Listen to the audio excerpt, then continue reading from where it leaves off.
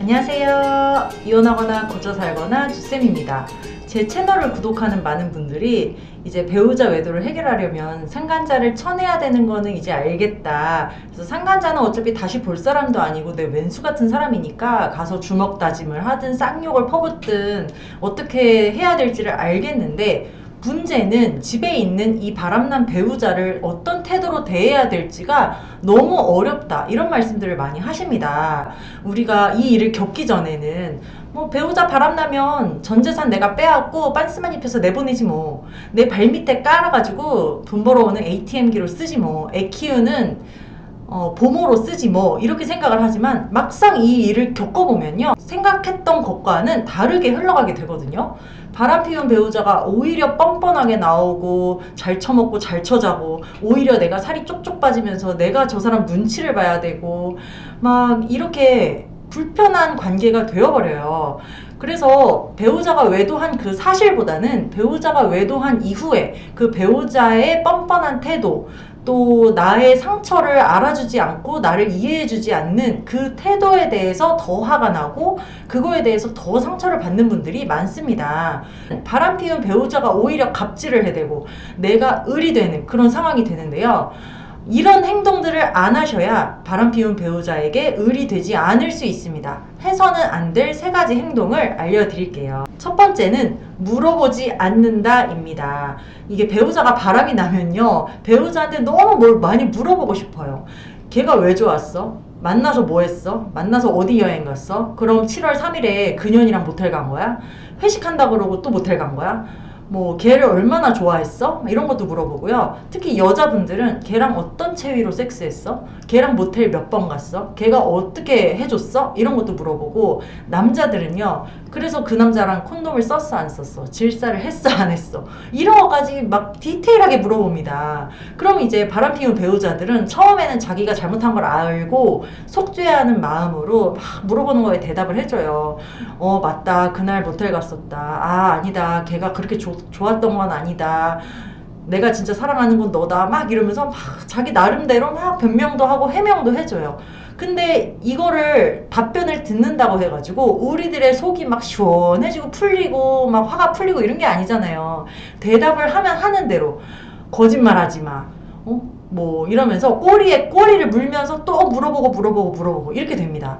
그렇다고 해가지고 배우자가 이제 입을 싹 다물고 내가 뭐라고 해도 너는 화낼 거잖아, 내가 뭐라고 해도 너 믿지 않을 거잖아 하면서 입 딱 다물면 거기서 또 화가 나는 거예요. 네가 아직도 반성이 있네 없네, 그년을 보호하려고 하는 거네 하면서 아직 걔를 못 잊었냐, 막 또 화가 나가지고 또 퍼붓게 되는 거예요. 그러니까 배우자가 느끼기에는 내가 말을 해도 지랄 안 해도 지랄, 이래도 지랄 저래도 지랄, 얘는 어차피 나한테 화가 나가지고 절대 나한테 화를 풀 인간이 아니야. 이 인간은 나를 잠을 안 재우고 밤새도록 뭐를 물어보고 추궁을 하면서 끝나지 않을 것 같아. 몇 달 동안 그러고 있어. 그렇게 생각하니까는 더 정이 떨어져 하고 나중에는 이제 막 화를 내죠. 대체 언제까지 이럴래? 네가 자꾸 이러면 나는 너랑 살 수가 없어. 이렇게 나옵니다. 그래서 결국은 물어보고 또 물어보는 이 우리의 행동들이 배우자와 관계를 더 회복하는 것을 막고 더 멀어지게 하는 결과를 초래하는 거예요. 두 번째는 감정 표현을 하지 않는다입니다. 우리가 이런 일을 겪고 나면 너무 슬프고 불안하고 막 괴롭고 하기 때문에 내가 말할 사람이 누가 있겠어요. 내가 이걸 뭐 어디 가서 떠벌리겠어. 그러니까 집에 있는 배우자한테 내 감정을 막 토로하게 돼요. 네가 나한테 이만큼의 상처를 줬고 나는 너무 아프고 나는 배신감에 치가 떨리고 네가 앞으로 이렇게 해줬으면 좋겠고 막 이런 것들을 배우자에게 내 상처를 다 꺼내가지고 다 깔아려서 이걸 이렇게 보여주는 거예요. 내가 이만큼 상처받았다는 것을 알면 이 사람이 반성하겠지, 이 사람이 나를 보살펴주겠지, 내 상처를 네가 좀 치유해달라, 이런 바람에서 그거를 다 꺼내 놓습니다. 그런데 바람피운 배우자들은요, 내 상처 따위에는 원체 관심이 없어요. 내가 이렇게 느끼고 생각하고 상처받고 이런 것들을 배우자에게 이해받으려고 하고 배우자에게서 치유받으려고 하는 그 욕심을 없애셔야 됩니다. 그 어느 누구도 내 생각이나 감정을 100% 이해하고 공유해줄 사람은 이 세상에 없습니다. 그런 욕심을 버리셔야 되고 이거를 내려놓으셔야 돼요. 결국은 내 상처는 내가 치유하는 거지 배우자가 나에게 상처 줬다고 해서 내 상처를 배우자가 꼭 치료해줘야 되는 건 아니라는 것을 이해하셔야 됩니다. 화가 화가 나는 감정이나 억울한 감정도 배우자에게 내가 이걸 다 꺼내서 표출하고 분출을 하면 결국 배우자는 나에게 질린다 소리밖에 안 해요. 내가 그렇게 한다고 해서 반성하고 자기 스스로를 되돌아볼 배우자라면 애초에 바람을 피우지도 않았을 겁니다. 그러니까요, 내 이 감정이나 생각을 다 꺼내서 보여줄수록 이 바람 피운 배우자는 오히려 그거를 이용하고 우리를 가스라이팅 하거든요. 오히려 이렇게 생각하죠. 아, 네가 그렇게 상처를 받았는데도 나에게서 못 떠나는구나. 너는 나를 떠날 수 없는 사람이구나. 나에게 종속된 사람이구나. 그렇게 생각을 하면요, 이 사람이 매력이 떨어져 버려요. 그래서 너는 내가 더 함부로 해도 나를 못 떠날 사람이지. 너는 어차피 이렇게 해도 나랑 이혼 못 하잖아. 이렇게 생각을 하고 더 우리를 이용하고 착취하려고 듭니다. 우리 분노나 감정을 계속해서 털어놓으면요, 나중에는 배우자가 이렇게 얘기하죠. 그 일은 이미 지난 일이잖아. 우리 그거 묻고 가기로 했잖아. 네가 자꾸 그거를 캐내고 반복해서 나한테 얘기해서 나는 스트레스 받는다. 이렇게 하면 나 너랑 못 산다. 이렇게 나와요. 그럼 또 우리가 상처받는 거죠. 그리고 간혹 너무 불안하고 초조하고 막 배우자와 이 불편한 거를 못 참는 분들은요, 용서를 남발하는 분이 있어요. 내가 용서할게. 내가 앞으로 용서하고 잊어버리고 너한테 잘할게. 그러니까 너도 나한테 잘해야 돼. 잘할 거지? 잘할 수 있지? 막 이러면서 이 사람이 정작 나에게 무릎 꿇고 빌거나 용서해 달라 뭐 이런 걸 빌지도 않았는데도 내가 막 먼저 막 용서하는 거야. 얼마나 없어 보이는 행동이에요. 상대방은 나한테 용서해달라고 얘기도 안 했는데 내가 먼저 용서한다고. 그러니까 너도 나한테 잘해야 돼? 이러면서 어떻게 보면 오히려 애원하는 꼴인 거죠. 그러면 배우자가 우리를 더 우습게 알고요. 용서해줬으니까 고마워. 내가 잘할게. 이러는 배우자 한 명도 없습니다. 그러니까 절대 용서를 남발하지 마시고, 용서하고 뭐 잘해주고 싶으시다 그러면요, 해주세요. 하고 나서 실망하는 거는 우리 몫이니까 하세요. 그런데 내가 이 사람에게 용서하고 잘해주는 것만 이렇게 집중해가지고 해서는 절대 관계 회복이 되지 않는다는 거예요. 상간자를 쳐내면서, 상간자를 응징하면서, 상간자에게 분풀이를 하면서 배우자에게 잘해주면 잘해주는 거지, 오직 배우자에게 잘해주는 것만으로는 절대 이 관계를 되돌릴 수가 없습니다. 세 번째는 전전긍긍하지 않는다입니다. 우리가 배우자가 이제 상간자랑 헤어진 것 같아.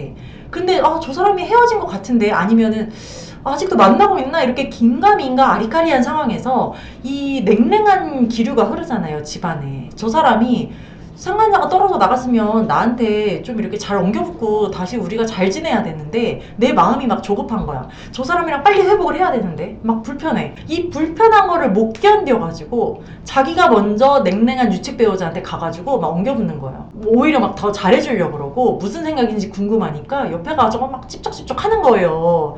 그러면 절대 안 됩니다. 이 불편하고 냉랭한 거를 못 참는 분들은 내가 배우자를 너무너무 사랑하고 가정이 깨질까봐 너무너무 두렵고 이 사람이 날 떠날까봐 두려운 거예요. 그거를 가서 이제 막 이렇게 하는 걸로 이 사람을 붙잡아 보려고 하는 건데요. 그거를 이 배우자가 알죠. 아, 얘가 내가 떠날까봐 두려워서 이러는구나. 그러면 그럴수록 우리는 을이 되고 저 사람이 또 갑이 됩니다. 이 어중간한 상태, 긴가민가한 상태를 잘 견디고 꿋꿋하게 잘 버티는 사람이 멘탈이 강한 사람입니다. 그러니까 바람피운 배우자들은 기본적으로 이기적인 걸 탑재하고 있으니까 이 어중뛴 상황을 오히려 즐겨요. 내가 오히려 모호하게 행동하고 이 사람이 헷갈리게 행동을 해가지고 이 사람을 좌지우지하면서 막 이 상황을 오히려 즐깁니다. 그런데 죄 짓지도 않고 오히려 멘탈이 약한 우리들이 더 마음을 졸여가면서 이 사람 눈치를 봐가면서 스스로 을의 자리로 기어 들어간다는 거예요. 제가 상담하면서 이런 분들을 너무 많이 봤어요. 아니, 막상 배우자는 나한테 뭐 아무 말도 없어. 아무 대화도 안 해. 눈길 한번 안 줘. 주쌤, 이 사람한테 내가 뭐라고 해야 될까요? 어떻게 해야 될까요? 어떻게 다가가야 될까요? 뭘 다가가냐고. 바람 피우고 저렇게 뻔뻔한 사람한테 내가 왜 다가가냐고. 그냥 좀 가만히 계시라고. 가만히 있는 사람 좀 가만히 놔두시라고. 제가 그렇게 얘기를 하거든요. 바람난 배우자에게 좋은 사람이 되려고 노력하지 마세요.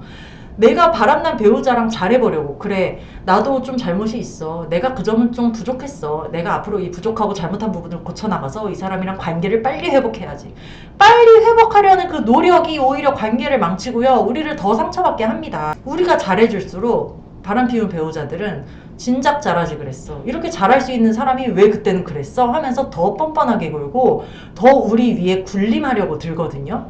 절대 잘해주려고 노력하지 마시고 오직 상간자를 쳐내면서 배우자는 차라리 무시하고 없는 사람처럼 취급을 하는 게 오히려 배우자로 하여금 우리 눈치를 보게 만들고 우리가 갑의 자리로 올라설 수 있는 그런 방법이라는 겁니다. 나에게 배우자가 중요한 사람일수록 내가 저 사람을 사랑할수록 오히려 이렇게 거리를 두고 바라보는 연습을 할 필요가 있는 것 같아요. 제가 늘 얘기하는데 평행적인 결혼 생활을 하셔라. 우리가 결혼 생활을 꼭 이렇게 딱 붙어가지고 내가 너고 너가 나고 이런 100% 이해하고 100% 공유하는 그런 부부로 살 필요가 전혀 없고요. 그거는 이미 불가능해진 거거든요. 이렇게 거리를 두고 평행적으로 살자는 거예요. 이렇게만 안 가면 되잖아. 그냥 이렇게 가면 되잖아요. 이렇게 가다 보면 시간이 지나면 좋은 순간들이 또 생겨요. 그때 이렇게 교차하면서 이렇게 가는 거예요. 그 교차하는 순간에는 또 기쁘고 떨어져 이렇게 일정하게 지내면서도 기쁜 순간들이 또 있어요. 평행적으로 살면서 하하호호 웃고 지내다 보면 시간이 해결해 주거든요. 시간이 지나면 다시 이렇게 만나게 되겠지. 그럼 그때 가서 다시 만나면 되는 거지. 내가 먼저 이 사람은 그냥 이렇게 지갈길 가고 있는데 내가 자꾸 이렇게 할 필요가 없는 겁니다. 배우자에게 너무 신경을 곤두세우지 말고 너무 다가가려고 노력하지 마시고요. 그냥 이 시간을 견뎌내면서 내 안에 내 것들로 나에게 소중한 것들을 내 안에 채워가면서 오직 내 생각만 하면서 이 시간을 견뎌 나가는 겁니다. 그러다 보면 배우자가 다시 나한테 기웃기웃 하는 순간이 와요. 그때 내가 마음을 열고 이 사람을 받아주면 되는 거지. 마음이 꽉 막힌 저 사람한테 내가 가서 먼저 찔러보고 애원하고 구걸해가지고는 이 관계가 영원히 해결이 될 수 없다는 거죠. 이 배우자 외도라는 사건을 계기로 이 배우자를 디딤돌 삼아서 내가 더 성장해야겠다. 잘됐다. 이제 내가 그동안은 이 배우자랑 아이들 위주로 살았는데 이제는 나 위주로 살아야겠다. 내 인생을 좀 돌아보고 내 인생을 챙겨야겠다. 이 계기로 삼으면요. 이 시간을 잘 견뎌낼 수가 있을 겁니다. 네, 오늘은 여기까지 하고요. 이거나 보거나 카페에 들어오시면 제가 쓴 칼럼도 있고 또 한창 배우자 바람을 해결해 나가는 분들, 또 회복 중인 분들이 많으니까요. 이거나 오거나 카페에서 만났으면 좋겠습니다. 여러분 안녕. 다음 시간에 또 만나요.